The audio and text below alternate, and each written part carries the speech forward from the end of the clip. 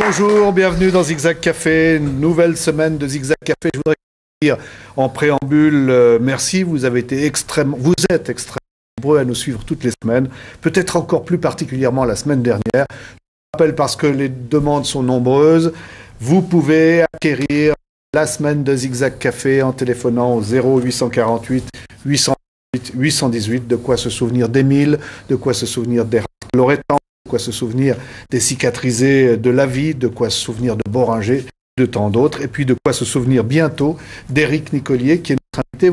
Alors on va garder un tout petit peu du mystère au début de cette émission, histoire de vous donner envie de rester toute la semaine avec nous. Je dirais simplement qu'il est avec sa mère, avec son père. Il est également venu en compagnie d'Alex, qui leur voyageait, donc il est allé le chercher très loin. Et puis Pierre-Antoine qui est là, qu'on salue. Il y a toujours un petit peu de désordre, on redécouvrira tout à l'heure la grand-mère d'Éric qui est là, sa sœur, sa femme Rebecca, ses copains qui sont en haut, et puis la maîtrise de l'école de cœur d'enfants du village du Paquier, dans les Gruyères. Je voudrais que vous voyez le fait que les enfants du Paquier sont là, vous verrez en cours de semaine, c'est un tout petit peu de sens pour vous, vous ne le savez pas encore, on vous le fera découvrir. Alors, on démarre, une histoire toute simple, vous vous trouvez samedi matin à l'aéroport de Genève-Cointrin, des gens qui se retrouvent, c'est presque des images banales, mais c'est chargé de beaucoup d'émotions parce qu'ils ne se sont pas vus depuis des mois et que le garçon qui rentre avec la femme Rebecca vient de vivre un grand exploit. Oui, Éric arrivait un peu plus tôt que prévu sur l'improviste. Ses parents, c'est-à-dire André, son papa d'abord.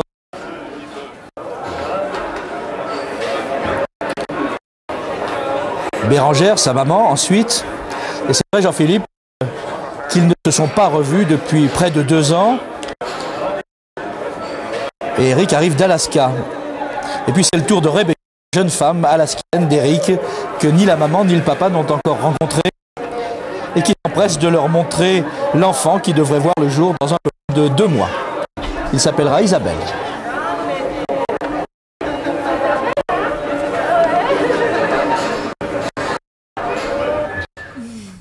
Alors voilà, ça c'est le début de quelqu'un qui vient de vivre un exploit, de réaliser un exploit extraordinaire. On ne va pas l'embarrasser tout de suite avec des questions parce que je suis sûr qu'il préfère être dans le Grand Nord avec ses chiens. Alex, vous nous dites ce que représente la course que vient de faire le jeune Vaudois. Légendaire, elle s'appelle la Yukon Quest. Le Yukon, vous savez, c'est ce territoire du Grand Nord canadien, mais en fait, la Yukon traverse la frontière dans un sens ou dans l'autre, suivant les années, entre l'Alaska et le Yukon, le Yukon. 1660 km en plein décor, avec 14 chiens et avec sa volonté. On peut dire que c'est la course la plus dure du monde. L'une des plus dures du monde. On peut la comparer peut-être à l'Iditarod qui en est la concurrente. Disons que c'est vraiment l'une des plus dures. Oui. Juste pour dire, il part sur 1600 km en condition de survie avec ses chiens, puis il faut arriver au bout. En condition de survie, c'est vrai qu'à certains moments, il va croiser des établissements humains, mais il ne pourra recevoir d'eux qu'une aide extérieure. Voilà. D'accord. Alors on y est, et d'abord on est à Fairbanks, Alaska. C'est le samedi 12 février à 11h précises. Number 14 to the line is Éric Nicolier from Fairbanks, Alaska.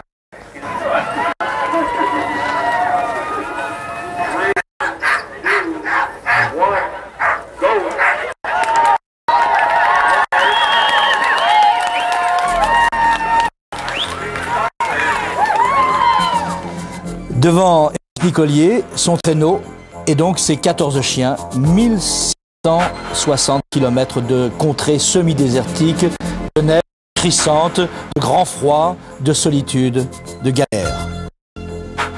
Et au bout de la route, s'il y parvient, mais on sait désormais qu'il y parviendra, Whitehorse dans le Grand Nord canadien.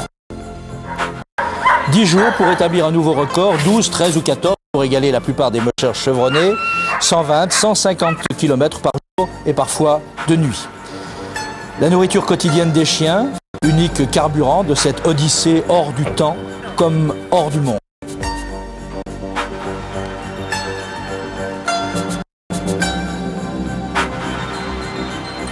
La fatigue, les blessures, les bêtes sauvages et parfois dangereuses.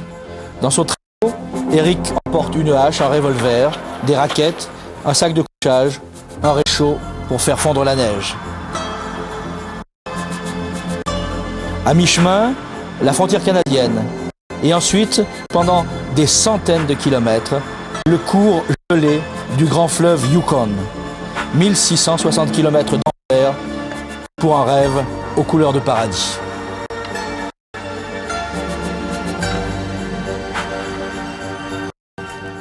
Voilà peut-être juste une première indication. Vous étiez parmi les plus jeunes concurrents de cette course. Ouais, j'étais le plus jeune concurrent de la course. Vous avez quel âge aujourd'hui? 22 ans. Alors, ce qui nous intéresse vraiment de savoir au cours de cette première émission, c'est de savoir comment un jeune qui a aujourd'hui 22 ans, qui habite Éclépant, se retrouve dans une aventure aussi extraordinaire. Il faut, quel choix il faut, à partir de quel moment, comme Pierre-Antoine aussi, on devient passionné de course avec les traîneaux, mais surtout, vous verrez tout au cours de la semaine, c'est des superbes histoires entre des hommes et des chiens, non Alex? Oui, on parlera tout à l'heure du chien qui a déclenché la vocation, Rocky, mais on va peut-être d'abord aller en Alaska pour rencontrer les deux préférés, les deux chiens fétiches de ce jeune île qui compte 19 animaux. On se retrouve donc un peu à côté de Fairbanks, en plein décor, chez Eric et Rebecca.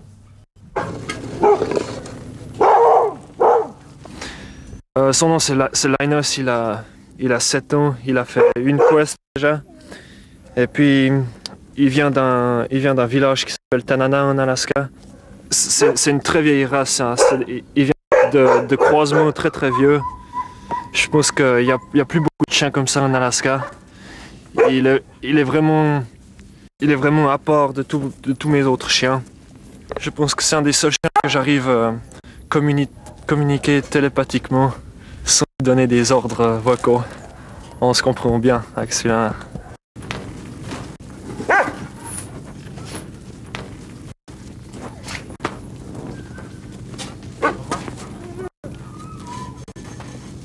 Ça c'est Blackie.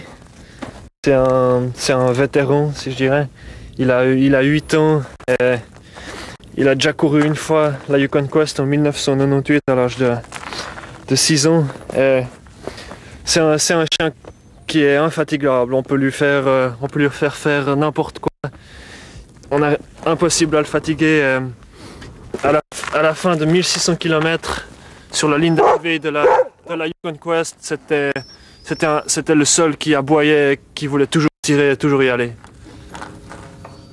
Ça, c'est sur vos chiens auxquels vous êtes le plus attaché? Ouais, c'est ce que je pouvais compter dessus. Ouais. Bon, malheureusement, Blackie, il a pas réussi à aller jusqu'au bout, il devenait trop maigre. Linus, il a été le chien de tête jusqu'à la ligne d'arrivée. Il a fait un travail exceptionnel. Alors aujourd'hui, vous êtes en Suisse, vous allez repartir en Alaska, ça sera pour la fin de la semaine, ça sera dans quelques jours, dans quelques semaines, mais qui s'occupe de vos chiens actuellement? J'ai un copain qui s'occupe de mes chiens, qui reste chez moi. Ouais. Alors écoutez, pour vous donner le courage, l'envie d'être dans cette émission, c'est pas facile de venir de l'Alaska puis de se retrouver à Zigzag Café. Certes, il y a du café, certes, il fait un peu plus chaud, mais je crois que son vrai bonheur, c'est d'être là-bas. Alors, vous savez, au cours de cette semaine, on va se raconter tout à l'heure l'histoire d'un chien qui vous a donné la vocation. Le destin de ce chien, on vous le racontera. On ne pourra pas vous le raconter aujourd'hui parce qu'il nous manque encore des éléments, mais on a fait une enquête. Mais ce qu'on peut vous dire, c'est que de toute manière, le chien qui vous a donné envie de parcourir l'Alaska, ce chien qui s'appelait Rocky, eh bien, il a un lien avec un village qui s'appelle les Paquiers. Ça, c'est le hasard. Et les enfants des Paquiers, ils sont là. Et je crois qu'ils vont juste vous chanter une strophe de chanson, juste pour vous dire bienvenue après ces 1600 km dans les conditions les plus extrêmes. C'est à vous, madame. Jojo qui avait très faim, mange comme un roi. Son repas touche à sa fin, il reste un petit pois. Il empoigne sa fourchette, il va lui faire sa fête. Il appuie sur le petit pois, l'huile. Un petit pois qui roule, roule, roule. Un petit pois tout rond qui désobéit. Ce petit pois qui roule, roule, roule. C'est un petit pois récalcitrant, vraiment. Merci beaucoup. Alors, petite question à vous et aux parents. Là, c'est les enfants de la maîtrise des écoles du village du Paquier. Ils ont 12 ans à peu près. Lorsque vous aviez 12 ans, vous rêviez déjà de froid, de chiens et de courses? Ouais, je crois qu'à l'âge de 12 ans, c'est quand j'ai commencé à lire ces livres du Grand Nord. C'est là que j'ai commencé à rêver du Grand Nord. Ouais. Ouais. Vous avez vraiment rêvé intérieurement. Hein. C'est quelque chose de très fort. Vous, les parents, à 12 ans, vous doutiez que cet enfant-là, il avait plutôt envie de grands espaces. On y revient dans tout ça, mais c'est juste pour donner un peu le cadre de toute cette aventure. Monsieur. Il y a eu un moment, il était plutôt branché sur la trompette. Il jouait de la trompette jusqu'à 12 ans, je crois, comme ça. Oui, il crochait bien, il était assez bon musicien. Tout d'un coup, il a laissé tomber. Et puis, il y a eu ce bouquin-là. Mais bon, ça est parti quand même gentiment. Ouais. Mais au bout de 3-4 ans, on sentait que c'était bien accroché. Ouais. Je lui disais, tu préfères menuisier, et puis continuer menuisier. Ouais. Non, c'était déjà sorti de sa tête, ça. C'était vraiment l'appel du Grand Nord. Ah oui, il était croché à fond. Hein. Ouais. Madame. Eh ben, comme André le dit, c'est vrai que c'est ce livre qui s'appelle 10 chiens pour un rêve, il me semble, qui a déclenché le rêve d'Éric, qui a déclenché son rêve d'espace, des grands espaces blancs, de la neige. Et vous aviez un petit peu peur, vous vous êtes dit, je sens qu'un jour il va partir, je sens qu'un jour il ira retrouver les chiens là-bas. Peur, non, parce qu'en fait, c'est sa vie, c'était son destin. Ouais. Alors, on a essayé d'encourager à aller dans ce sens-là, une fois qu'il était parti dans son rêve et tout. Bon, il a fait son apprentissage, tout ça, mais on le sentait parti, quoi. Ouais. On le sentait déjà loin. Alors, Alex, un lieu très révélateur, c'est la chambre qu'on peut avoir lorsqu'on a moins de 20 ans. Ah oui, la chambre, enfin, vous l'avez retrouvée, j'imagine, depuis, mais pendant tout ce temps, elle était vide, mais pas déserte. Et en fait, Estelle, votre sœur, y a guidé Michel Châtelet. Regardez.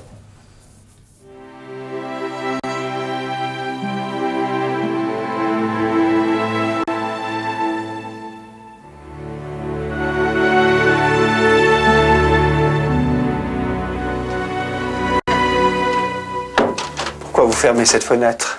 Parce qu'ici, c'est la chambre d'Éric et il fait toujours froid. Froid de canard. Il y a beaucoup de choses dans sa chambre qui évoquent un petit peu son histoire. Oui, alors il m'expliquait l'histoire des chiens, comment ça se passait. Il m'a intéressé à ces chiens, ces huskies. J'ai appris beaucoup de choses par ça. Ça vous reste? Oui, ça me reste. Et il vous parlait aussi de ses projets? Et qu'est-ce que vous en pensiez, vous? Bon, je me disais, ouais. Et à moins 40 degrés, qu'est-ce qu'il veut faire ici? Il fait plus 25. Vous étiez un peu sceptique? Oui, voilà. De sceptique, je me disais un peu, ouais. Et puis aujourd'hui? Aujourd'hui, je suis fière de lui parce que franchement, ce qu'il a fait, je peux pas... Vous le voyez avec le même regard? Non, tout à fait différent. C'est mon frère et puis je suis très fière de lui. Ce qui veut dire qu'avant, vous n'étiez pas fière de lui? C'est-à-dire qu'avant, quand on sortait les deux, enfin, pour ce qui sortait, c'était pas une énormité, mais j'avais l'impression d'avoir perdu mon frère à quelque part. Pourquoi? Parce qu'au fait, lui, il restait ici, il se couchait à 9h le soir, il se réveillait à 5h du matin, puis moi, je sortais le week-end, j'allais voir des copains, des copines, et puis, il n'y avait pas cet autre comme un autre frère. Vous revenez dans sa chambre, qu'est-ce que vous ressentez? Vous êtes ému d'être là? Oui, ça fait chaud au cœur. Qu'est-ce que vous préférez? Quelle est la photo que vous aimez le mieux? Ou qu'est-ce qui vous rappelle le plus votre frère ici? Ce qui me rappelle le plus mon frère, c'est la photo que je lui ai offerte là-bas. Parce que j'ai passé un petit moment pour la chercher et puis elle m'a vraiment tapé à l'œil, cette photo. Qu'est-ce que vous avez envie de lui dire aujourd'hui? Que c'est un frère que j'admire, que je crois pas qu'il y ait une autre sœur qui ait un frère comme ça. Merci. Ouais.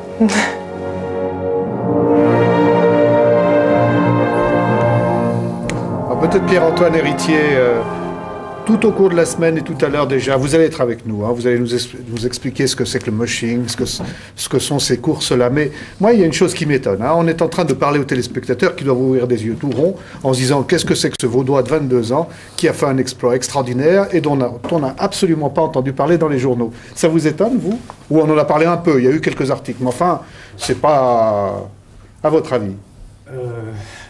C'est clair, il a un chemin de vie qui mène à un endroit bien particulier, comme la Yukon Quest, pour tous les mushers, je crois. Vous êtes par exemple vice-champion du monde, vous avez eu des titres importants, vous avez été vice-président du mushing suisse, oui. Donc c'est une passion aussi pour vous. Comment se fait-il qu'on n'en parle pas autant? On en parle, mais c'est un peu noyé dans tout le reste, quoi. Je veux dire, les sports d'hiver... Le traîneau, c'est bien particulier. Ça n'intéresse pas énormément les médias, si ce n'est l'image qu'on véhicule. Et je crois que on en avait parlé avec Alex, c'est un truc qui doit rester cantonné peut-être à la passion et à l'image qu'on véhicule. Mais pour vous, qu'un jeune Suisse ait fait cette course-là, c'est quelque chose d'important.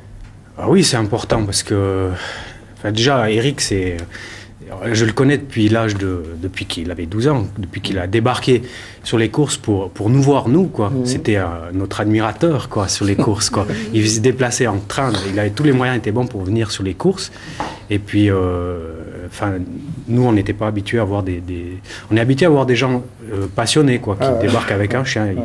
Et ils arrivent là, c'est des passionnés, c'est clair, mais déjà adultes et tout ça. Et là, c'était le seul gamin qui vraiment... Il était passionné déjà. Alors, au début, c'est pas étonnant que ça allait amener là, quoi. Alors ce gamin-là, en classe, il était comment, Alex? D'après notre enquête, il était là et pas là à la fois, si vous voyez ce que je veux dire. Hein, mais ce qui n'empêchait pas d'être plutôt un bon élève, mais extrêmement discret. Il regardait ailleurs, déjà ailleurs, en d'autres termes. Alors bon, il a été avec les parents, il a été à la Sarah, comme on fait dans le Gros de Vaud, des places comme ça, suivant les degrés. Et on a retrouvé un de ses enseignants, un instituteur, Charlie Claire. Écoutez, regardez.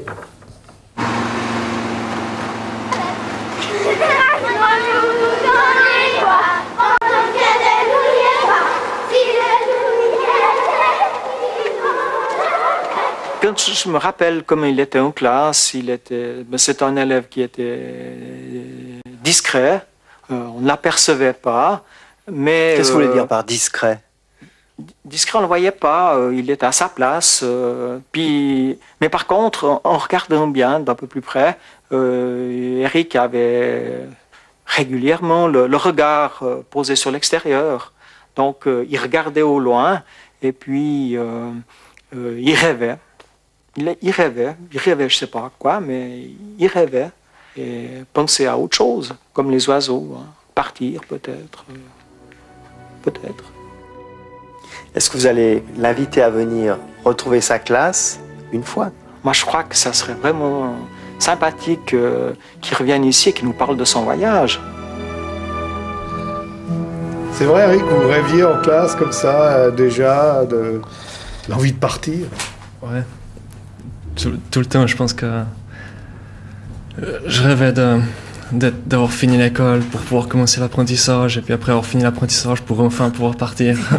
Ouais. C'était le Nord. J'ai attendu longtemps.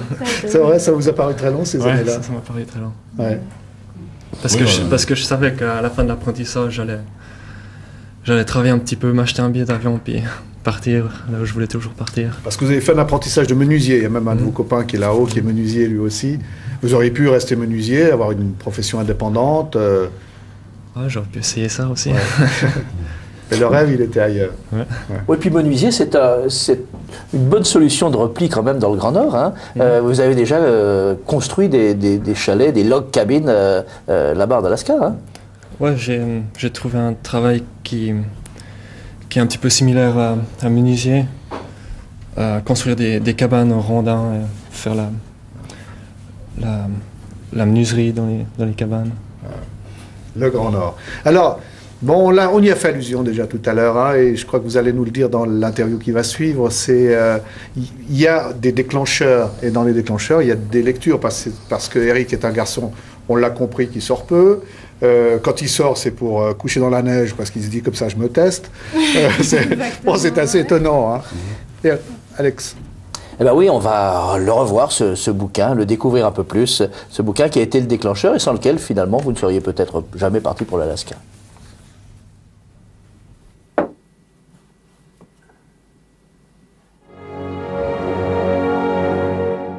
Qu'est-ce qu'il évoque pour vous, ce livre? Des souvenirs, c'est-à-dire qu'il y a maintenant bientôt 10, 11 ans, je l'ai acheté tout bêtement. Pour vous? Pour moi, en premier. Et puis, mon fils l'a trouvé, il l'a lu. Il a trouvé ça formidable.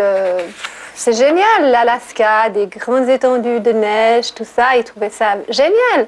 Et il l'a tellement lu et relu que quelques temps après, il me fait « Mais tu sais, ce livre, c'est vraiment très très bien ». Et puis son père, à l'époque, il lui a dit « Puisqu'il est si bien que ça, tu dois l'avoir appris par cœur ». Et il lui répond « Oui, tu peux ouvrir n'importe quelle page, je te la récite ». Alors, on a pris le livre, on a ouvert, page, je sais pas, 142. Il nous a récité la page 142 vraiment par cœur, comme si il récitait une poésie. Et puis depuis là, je pense que c'est les rêves qui sont partis. Bon, moi, j'ai regardé les images et je pense que ça a pu faire rêver Eric, faire de l'imagination et qui s'imagine des grandes étendues de neige, de plat, de froid et tout ça. Et depuis là, je pense que dans sa tête, ça a beaucoup marché, ça s'est concrétisé et petit à petit, ça s'est installé. Et c'est vrai que au bout d'un certain temps, l'idée d'aller en Alaska, ça lui est venu, je pense, de ce livre, ouais.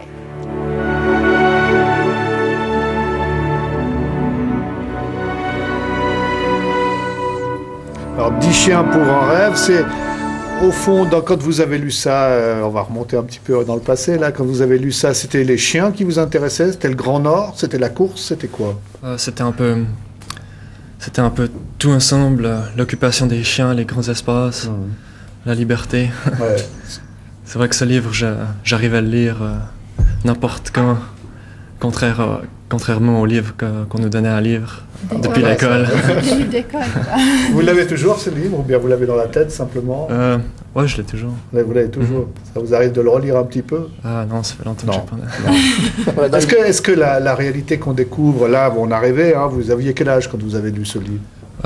12-13 ans. 12-13 ans. Est-ce que la réalité qu'on découvre après, est-ce qu'elle correspond un peu à ce qui était raconté dans 10 chiens pour un rêve, ou c'est très différent? Ouais, ben le livre 10 chiens pour un rêve, c'est un récit d'une expédition. C'est très juste, le texte est très juste, mais ce que je vis, moi, c'est plutôt la vie dans une cabane et puis faire des courses en Alaska. Ouais. C'est un petit peu différent, mais c'est juste. Juste une petite question, puis on reviendra là-dessus. Un jeune Vaudois de 22 ans qui débarque en Alaska, puis qui décide de vivre sa passion, les chiens, le rondin, les cabanes, la vie rude. Ça va tout seul? On est accepté facilement? Ben, en Alaska, on est très bien accepté parce qu'en fait, il y a beaucoup de gens qui déménagent là-bas en Alaska pour avoir une vie meilleure, peut-être. Quand j'ai rencontré Rebecca, ben là, ça m'a aidé à rester, bien sûr. Et puis, emménager dans une cabane. Mais vous êtes arrivé tout seul? Vous aviez quel âge quand vous êtes arrivé? J'avais 20 ans. 20 ans, ouais. Vous avez 20 ans, des rêves plein la tête, hein, quand même. Ouais. Le premier contact, c'est tout de suite, vous vous dites, bah, je suis là en touriste, mais je peux aider des gens, je peux m'occuper de chiens, continuer à m'occuper de chiens. Ouais, je suis arrivé là-bas. J'avais plein d'idées dans la tête. En Alaska, on peut louer des chiens pour s'offrir des balades tous les jours. Et puis, pour finir, j'ai dû m'occuper des chiens à un copain. Ça fait que déjà, il n'y avait pas besoin de dépenser l'argent que j'avais sauvé, que j'avais économisé avant de partir. Et puis après, j'ai rencontré Rebecca qui avait déjà 5 chiens de traîneau. Alors ça fait que je les faisais courir. Et puis en Alaska, c'est très facile de se procurer des chiens. Alors si on est intéressé aux chiens, on se procure des chiens très facilement et puis on finit par avoir 20 chiens dans son chenil. Et puis... Une petite clé encore pour comprendre. Oui, parce que je trouve que vous brûlez un tout petit peu les étapes. Avant de parler de la réalité, vous parlez un peu des travaux pratiques en Suisse avant de partir. Tout était prévu, calculé, organisé après l'apprentissage, etc. Mais encore fallait-il approcher le premier chien et passer la première nuit à la Belle Étoile. C'est votre maman qui raconte.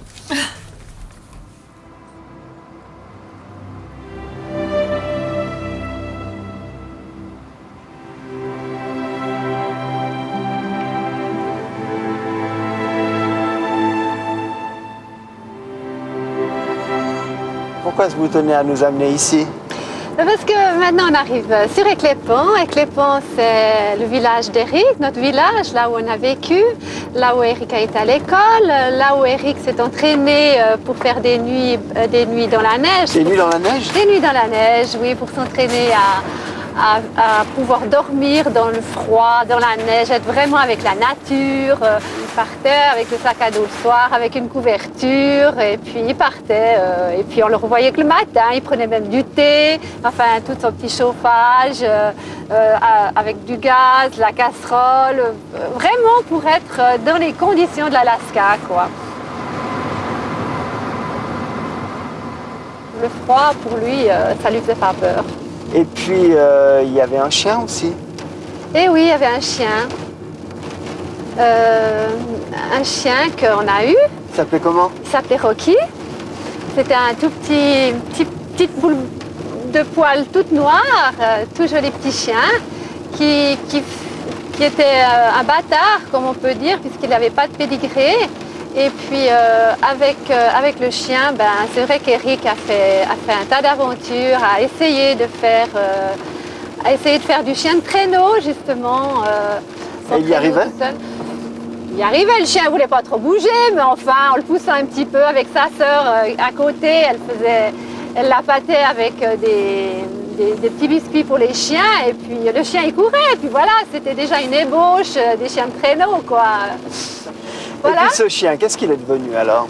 Ce chien, malheureusement, il était malade, il avait un souffle au cœur, et puis on a dû le redonner à la SPA parce qu'on n'aurait pas pu continuer de le faire courir dans des conditions comme un vrai whisky, et puis c'était pas possible de continuer à faire des courses avec lui. C'est pour ça qu'on a dû s'en séparer.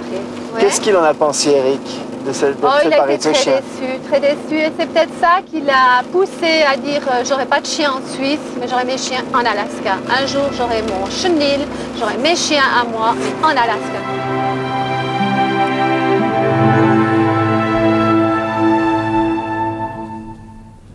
Alors ce chien Rocky, vous vous en souvenez bien sûr. Ouais. Comment il était? C'était le genre de chien assez robuste, assez gros. Et c'est vrai que vous aviez un attachement particulier parce que votre mère dit à un moment, j'ai l'impression qu'il voulait aucun chien en Europe au fond, mais qu'il irait chercher ses chiens en Alaska pour ça, parce que vous aviez été triste de voir Rocky quitter la famille. Ouais, j'étais triste parce que bon, j'avais 15 ans je crois quand on s'en est séparés. Et puis je me suis dit peut-être que c'est pas mon truc d'avoir des chiens en Suisse. Faudrait essayer autre part. Mais vous y étiez très attaché à ce chien-là. Ouais, j'étais bien attaché, comme un enfant est attaché à un chien. Ouais. Vous vous êtes demandé ce qu'il est devenu, quelquefois? Ouais, je pense comme un chien qui va à la SPA, il y a quelqu'un peut-être qui le prend parce qu'il était joli. Ouais. Je pense qu'il y a quelqu'un qui l'a pris. Si vous revenez demain, on vous racontera l'histoire de Rocky, vous voulez bien? Parce que, voilà, il a tout un destin, Rocky, et qui a un beau destin. Moi, j'aimerais prenez le micro, voilà, je crois que c'était votre camarade. Vous avez fait l'apprentissage ensemble? Oui, j'ai fait l'apprentissage avec Éric à l'école des métiers. Oui, d'accord. Alors, comment il était, Éric, en apprentissage? Lui, il rêvait aussi, en regardant par la fenêtre, du moment où il pourrait partir dans le Grand Nord? Ben oui, on parlait souvent de ça d'ailleurs. Enfin, presque toujours, c'était des discussions autour des chiens, quoi. Bien sûr. Et puis du Grand Nord, quoi. Ça vous faisait envie, à vous? Oui, c'est sûr, ça me faisait très envie. Mais comme moi, j'avais déjà des chiens, j'avais pas les moyens de pouvoir partir là-bas. En fait, si j'ai bien compris, vous avez acheté des chiens. Vous en aviez déjà en Suisse? Ouais, mais avant que je connaisse Éric, j'avais un chien. Et ensuite, j'ai acquis plusieurs huskies. Mais après avoir connu Éric, quoi. Mais c'est une passion communicative, ça. Vous avez tous des huskies. Extraordinaire. Alex, on continue. Oui, eh ben écoutez, si vous voulez qu'on continue absolument, je vous propose quand même qu'on revienne. On va continuer à faire l'aller-retour comme ça, mais je vous propose tout de même qu'on aille voir un petit peu à quoi ressemble ce monde du mushing en Suisse, ce monde que les applaudir, soutenir Eric quand il était enfant. Et ben voilà, on part un petit peu dans les montagnes.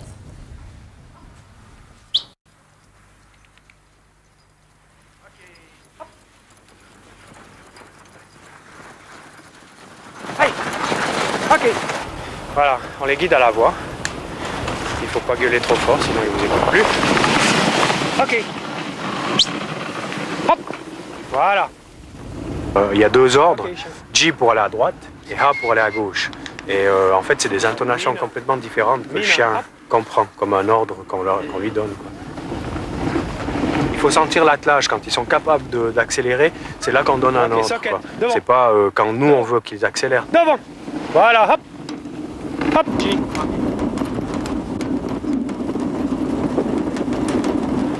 Le pilotage, c'est quand même assez simple pour quelqu'un qui, par exemple, fait du ski. Ça se pilote avec les talons, en fait, et le poids du corps à l'intérieur du virage. C'est simple. Devant.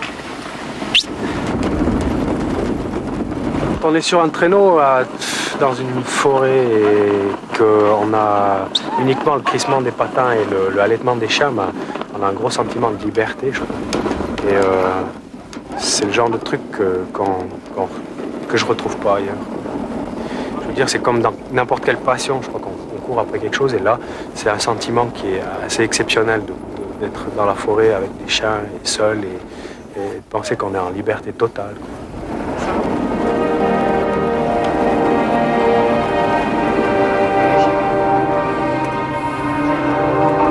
Alors, là, les images qu'on voit, c'est vraiment votre équipement, votre numéro de dossard, hein, on a deviné juste à l'instant. On va y revenir dans un instant. Voilà ce qui est installé sur le plateau avec le vrai traîneau, celui de la course pratiquement. Oui, ce numéro a été attribué 2 jours avant le départ de la Quest, hein, c'était le jeudi soir à Fairbanks. Et c'est important tout de même, il y a une trentaine d'équipages. Celui qui passe en premier, il n'aime pas trop ça, le dernier non plus.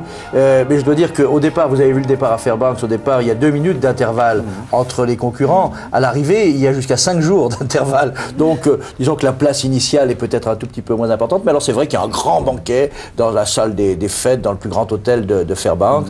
Et alors là, timidement, comme tout le monde, d'ailleurs, comme les anciens, Eric est allé mettre la main dans un sac, il a tiré un numéro et c'était le 14. 14 que vous ne verrez pas ensuite dans les images. Le numéro, c'est juste pour le départ et l'arrivée pour qu'on les reconnaisse. Ensuite, c'est dans le bois et chacun se débrouille. Bien sûr.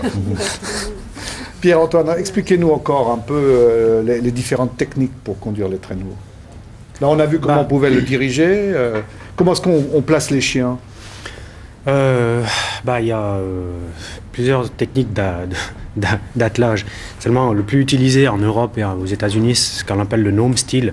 C'est-à-dire que les chiens sont par paire, avec le nombre, sur la Quest, c'est 14, donc 7 paires de chiens, les leaders devant. Les chiens qui connaissent la gauche, la droite, qui vous emmèneront partout. Qu'est-ce qu'on met devant? Les plus intelligents, les plus forts? Les plus intelligents surtout, ouais, les chiens les plus intelligents, quoi. Après, on a les swing dogs, les team dogs, c'est les chiens qui sont dans l'attelage. Les wheels, c'est les chiens qui sont juste devant le traîneau. Et souvent les chiens les plus forts, les mâles les plus costauds. Et puis, le jeu, c'est d'aligner les chiens dans le meilleur alignement possible, c'est-à-dire ce qu'il faut obtenir dans une course, dans un attelage, c'est l'homogénéité de l'attelage, c'est-à-dire avoir des chiens qui puissent courir ensemble sur la même course, à la même distance, sans d'être homogène. L'avoir homogène, c'est le but du jeu. Et puis ils ont du plaisir à courir? C'est ce qu'on dit, quoi. Ils sont nés pour courir, quoi. Ouais. Oui.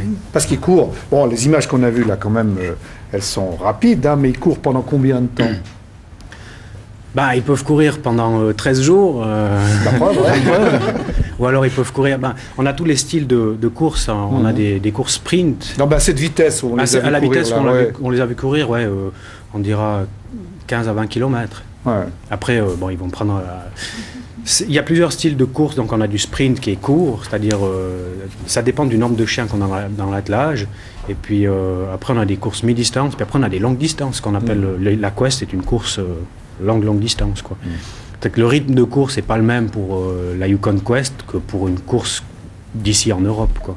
C'est évident, quoi. Moi, j'aimerais juste que votre grand-mère peut-être prenne... On va vous offrir le micro qui est juste à côté. Parce que, dites 2 mots quand même. Toute la famille est là pour le soutenir. Hein, on a vu... Bon, un petit-fils comme ça vous étonne. Je suis très contente de l'avoir revu parce que ça faisait quand même 1 année et demie, presque 2 ans que je ne l'avais pas revu, quoi. Vous saviez qu'il allait faire ça? Vous saviez qu'il allait faire 600 km Je le savais, je suivais un peu tout ça dans les journaux que j'ai lus et tout ça. Vous étiez un peu inquiète? Ah oui, beaucoup, alors. Quand j'ai su le jour de son départ, alors vraiment, je tremblais. Hein. Ouais. Mais enfin, je suis quand même contente qu'il ait réussi quand même à faire ça. Il a quel caractère, votre petit-fils? Bon, mais il est assez calme quand même. Ouais. Hein, oui, on ne peut pas dire qu'il est... Hein, non. Il est volontaire?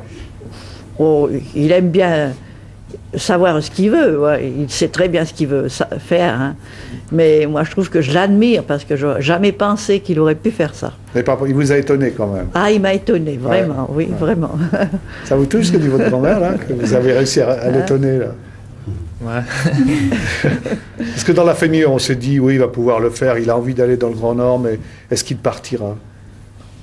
Je pense qu'en ce qui concerne la course, il faut... Ceux qui ne sont pas dans le dog machine, qui n'ont pas les chiens, c'est vrai qu'ils ont de la peine à s'imaginer de faire 1600 km en 13 jours. Mais je pense que je ne sais pas ce qu'ils pensaient si j'allais pouvoir réaliser mon rêve. Ouais. Au fond, ce rêve-là, hein, dont on va parler tout au cours de la semaine, qui est assez extraordinaire. Hein. Il y a beaucoup de jeunes de 20 ans, il y en a assez peu quand même qui vont dans le Grand Nord avec des chiens pour faire une des courses les plus dures du monde. Bon, on le verra au cours de la semaine, hein, c'est qu'il y a des copains autour, que vous avez été soutenus, mais enfin, vous l'avez fait. Ça que vous vouliez prouver à vous-même ou bien à la famille ou à... Quelle était l'intention au départ? Au départ, je voulais toujours faire cette course en tant qu'expédition, puis aller un peu explorer l'Alaska et le Yukon. Après, quand il y a eu tellement de gens qui m'ont aidé à faire cette course, comme Pierre-Antoine, il était mon manager de sponsor en Suisse. Ma mère m'aidait beaucoup à m'envoyer des pulls pour tenir chaud et des chaussettes et tout ça. Il y avait beaucoup de monde qui m'aidait. Et puis, mon épouse Rebecca a fait beaucoup de travail malgré qu'elle était enceinte. On a aussi cherché beaucoup de sponsors à Fairbanks en Alaska. Et puis, pour finir, le rêve que j'avais, il s'est tourné plutôt en devoir. Quand il y a beaucoup de monde qui nous aide pour faire une course comme ça, on donne le meilleur de soi-même pour faire quelque chose de bien. Ce qui est extraordinaire, juste, hein, ça c'est un peu puisqu'on profite, puisque vous êtes là. Votre fils part, il a 20 ans. Il vous dit, moi je vais aller faire quelque chose en Alaska. Voilà, c'est simple. Et puis il revient, on a vu là tout à l'heure l'arrivée à l'aéroport, et c'est plus le même. Il est devenu un homme, il est marié, il va bientôt avoir un enfant. C'est un enfant qui est parti, avec un rêve. Ouais. Et puis quand il revient, il a réalisé son rêve, il a grandi, il a des idées. C'est un jeune homme, c'est pratiquement un homme puisqu'il va être père de famille. C'est vrai qu'il a mûri pendant le temps qu'il était loin. Ouais. Quoi. J'ai quitté un gamin et c'est un homme qui est revenu. Quoi. Et c'est ça qui est fabuleux. Quoi. Alex. Oui, sur ce point, c'est vrai, c'est un rêve, mais ça n'est pas une foucade. Parce qu'en fait, c'est une volonté sur toute une vie. Et on en parlait justement par rapport à Rebecca, par rapport à cet enfant Isabelle qui va voir le jour. Et en fait, Eric me disait, bon, l'année prochaine, je vais faire la course maintenant, l'année prochaine, je la referai sans doute encore, parce que je veux gagner un jour, mais entre-temps, je vais essayer d'obtenir une ligne de trappe. Comme ça, en été, j'entraînerai mes chiens avec un traîneau à roulettes le long d'un petit chemin. Je poserai des trappes pour attraper du gibier. Comme ça, je gagnerai un peu ma vie parce que je veux construire notre maison pour nos enfants. Donc, c'est une vie. C'est extraordinaire. Alors, je vous présente Virginie qui est avec nous parce que Virginie est chargée chaque semaine d'une sorte d'adresse à l'invité, de de lui dire au fond ce que lui inspire cette démarche qu'on va continuer à découvrir. La course, on vous a simplement fait envie jusqu'à maintenant. Mais Virginie, donnez-nous du sens à tout ça. Alors Eric, vous êtes au tout début de votre vie d'homme et il est donc difficile de dire où vous mèneront les leçons de votre évolution. Cependant, une chose est certaine, c'est que vous avez d'emblée choisi la voie des êtres libres en décidant de faire partie de ceux qui se donnent le pouvoir de réaliser leurs rêves. Cette faculté est d'autant plus importante qu'elle est la seule qui permette à l'homme d'avoir le courage et l'audace d'offrir une dimension particulière à son existence. Alors cette concrétisation est certes le fruit d'une volonté véritable qui s'exprime par une fermeté dans la décision et une constance dans l'exécution, mais c'est surtout dans l'ardeur de la passion qu'elle trouve toute son énergie. Dans votre cas, cette énergie, vous l'avez puisée dans les yeux de votre chien Rocky et dans les pages d'un livre qui décrit l'univers fascinant du Grand Nord. Est-ce un hasard si ce monde d'expériences authentiques vous a attiré loin des horizons qui vous ont vu naître? On peut vraiment se poser la question. En effet, cette terre de pureté et d'espace infini, où même la lumière s'aventure à un rythme particulier, est une terre qui voit l'homme et l'animal communier dans un même instinct face à une nature souvent trop forte pour eux.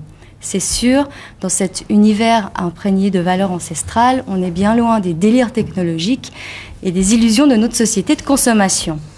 Quoi qu'il en soit, à force de ténacité, vous avez su prouver que vous avez votre place dans la famille du Grand Nord.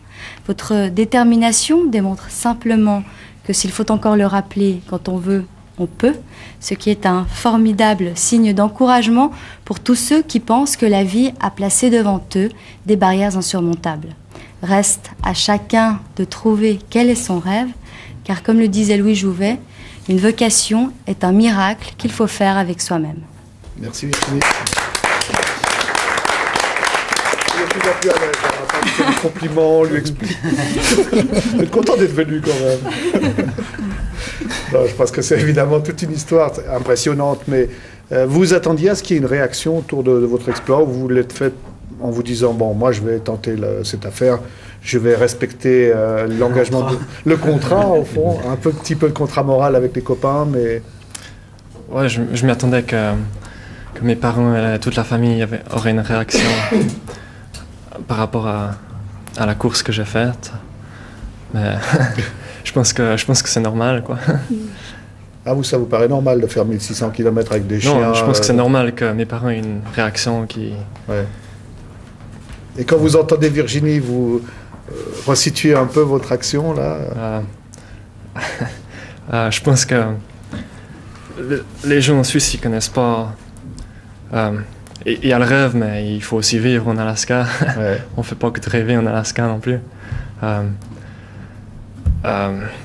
Je pense que j'ai réalisé mon rêve, mais d'un autre côté, il faut quand même que je commence une vie, quoi. On peut pas rêver toute la vie. Ça m'a frappé à plusieurs reprises. Très souvent, vous avez dit Rebecca et moi. Hein. Rebecca, elle est là. On va apprendre à la découvrir tout au cours de la semaine. Qui est Rebecca? J'ai rencontré Rebecca. Je cherchais un coin pour acheter du terrain en Alaska, puis elle cherchait du terrain aussi. Qu'est-ce qu'elle voulait faire avec son terrain? Elle voulait essayer d'acheter du terrain en Alaska, aller regarder, voir si ça lui plaisait. Puis d'où vient Rebecca? De Fairbanks, elle est née à Fairbanks. Ouais. Oui, on peut dire que le papa de Rebecca travaille sur ce pipeline qui vient du Grand Nord, de Prudhoe Bay, et qui amène le pétrole jusque dans cette baie où a eu lieu un pépin Lexon Valdez il y a quelques années. Et ce sont tout de même beaucoup plus que des gens un peu parachutés. Ce sont des gens qui ont depuis très longtemps le contact en permanence avec à la fois la difficulté du Grand Nord et avec aussi les Indiens, les indigènes, car il y en a encore, et je pense qu'on aura à en parler aussi. Alors, un autre extrait maintenant, juste pour vous donner envie d'être avec nous demain. Les chiens, c'est ma passion. Ma passion d'enfance, le rêve de beaucoup de gens. Maintenant, ça fait 10 ans que je pratique en fait ce sport magnifique. Vous avez combien de chiens? J'en ai 17. Donc vous avez connu aussi Eric? Oui, j'ai connu Eric. Dans quelles circonstances? C'était un jeune, il était jeune, il avait 13-14 ans. Moi j'avais 8 chiens à ce moment-là. Quand il a vu tous ces chiens, et il avait un regard vraiment d'enfant émerveillé. Un peu le regard que moi j'ai eu quand j'ai commencé, mais il était plus jeune. Donc après discussion et tout, il a compris qu'à 14-15 ans, c'est un petit peu vite de faire ça. Et puis que par la suite, il aurait sûrement la possibilité de faire quelque chose. Vous vous êtes dit, ça y est, lui c'est un bon. Ah, lui, quand il est venu, comme il se donnait au travail, comme il était motivé à aller dans la neige, au froid, jamais de dire « oh non, ça m'intéresse pas ». Il était vraiment solide, très très solide. Et vous avez fait la même chose? Vous avez été aussi très solide? Oui, oui. J'ai couru en Europe, mais aussi avec des bivouacs, pas des courses aussi dures, parce que ce qu'il fait là, c'est vraiment l'extrême du chien de traîneau pour nous, Européens. Mais oui, j'ai dormi dehors, oui, j'ai vécu des galères comme tous les mocheurs, en fait. C'est une passion d'une vie? C'est une passion d'une vie de chien. C'est-à-dire que quand on achète les premiers chiens, c'est 10-15 ans d'investissement. On part avec ça. Puis après, quand on a beaucoup de chiens comme j'ai maintenant, bah, ça fait 10 ans que je fais ça. J'ai des jeunes chiens, donc j'en ai encore pour 10 ou 12 ans. Donc j'ai encore le temps de voir la suite. Et qu'est-ce que vous pensez de la course que fait Eric? Oh, c'est un rêve. C'est un rêve pour, je crois, pour tout coureur et pour tout passionné du Grand Nord. C'est un rêve. Malheureusement, tout le monde ne peut pas y aller. Vous rêvez à travers Eric? Tout à fait. Tout à fait. Et tout ce qu'on fait, tout ce qu'on a fait pour lui, tout ce qu'on a, on a travaillé pour lui trouver des fonds, pour lui trouver des gens qui veulent bien le faire, qui se fassent découvrir en fait. Pour nous, c'est le rêve.